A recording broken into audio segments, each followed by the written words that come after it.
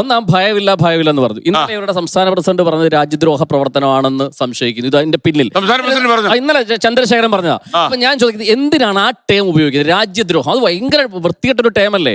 അതെന്തിനാണ് ഈ പിള്ളേരുടെ മേൽ ചാർത്തുന്നത്? രണ്ട് അദ്ദേഹം രാഘവ് ചദ്ദയെ പറ്റി പറഞ്ഞു. ആം ആദ്മി പ്രസിഡന്റ് എനിക്കൊന്ന് പറഞ്ഞു. ഈ രാഘവ് ചദ്ദ ഈ പിള്ളേരെ ചതിച്ചു. എങ്ങനെയാ ചതിച്ചേ? ഇദ്ദേഹം ആം ആദ്മി പാർട്ടി ഇവര് അങ്ങോട്ട് പോയെന്ന് പറയുന്നു. അതായത് ഗോദി മീഡിയ വഴി ഒരു പ്രൊപ്പഗണ്ട സത്യത്തിൽ ആം ആദ്മി പാർട്ടിക്ക് മനസ്സിലായിരുന്നില്ല. കാരണം എയർപോർട്ടിൽ ഏറ്റവും ചെലവ് കുറഞ്ഞ രീതിയിൽ അവിടെ കോഫി ഷോപ്പുകൾ തുടങ്ങുന്നു. ഇത് രാഘവ് ചദ്ദ പറഞ്ഞിട്ടാണെന്ന് പറയുന്ന വലിയൊരു നരേറ്റീവ് ഗോദി മീഡിയയിൽ വരിക.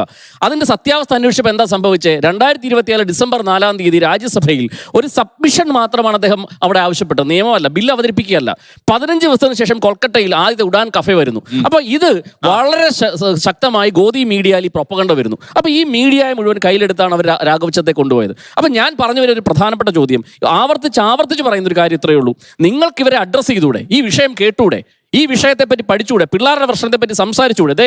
ഒരു ദിവസം അവിടെ ചെന്നപ്പോൾ നോർവേയിലെ ഒരു പത്രപ്രവർത്തകർ ചോദിച്ചു, മോദിയെ പറ്റി ഇറങ്ങിപ്പോവല്ലേ? എന്തുകൊണ്ട് നിങ്ങൾ ഒരു പത്രപ്രസ്താവന കൊടുക്കുക?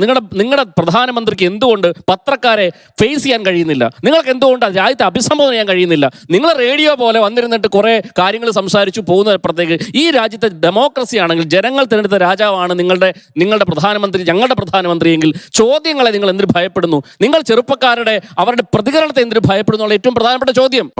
അതിൽ ഒരു ചെറിയൊരു ക്ലാരിഫിക്കേഷൻ അതിനകത്തുള്ള ഒരു മറുപടി ചോദിച്ചുകൊണ്ട് പറഞ്ഞു. രാജീവ് ചന്ദ്രശേഖർ പറഞ്ഞതുമായി ബന്ധപ്പെട്ടിട്ട് ഇതിനകത്ത് ഈ രാജ്യവിരുദ്ധരായിട്ട് എന്തിനാണ് ഇവരെ കാണുന്നത്? അതിലൊരു സംശയമുണ്ട്. അത് എന്തുകൊണ്ടാണ് രാജ്യവിരുദ്ധ ഉണ്ടെന്ന് സംശയിക്കുന്നത് പറഞ്ഞു.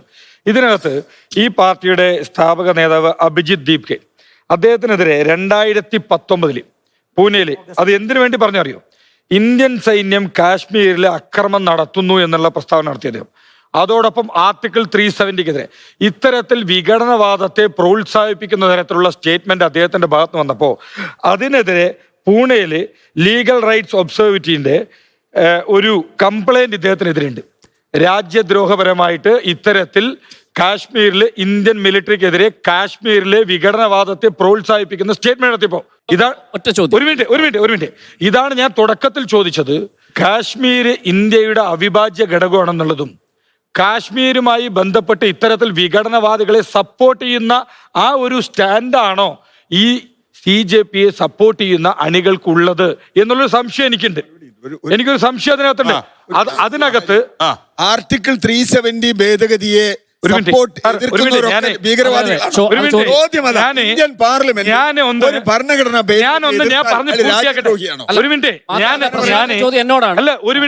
പറഞ്ഞ് പൂർത്തിയാക്കട്ടെ. കാശ്മീരിലെ വിഘടനവാദികളെ സഹായിക്കുന്ന സമീപനമാണോ, വിഘടനവാദത്തെ അനുകൂലിക്കുന്ന സമീപനമാണോ ഈ CJPയെ പിന്തുണയ്ക്കുന്ന ആളുകൾക്കുള്ളത് എന്നതാണ് എന്റെ ചോദ്യം. അല്ലാതെ വേറൊന്നുമല്ല ചോദിച്ചു ഞാനേ.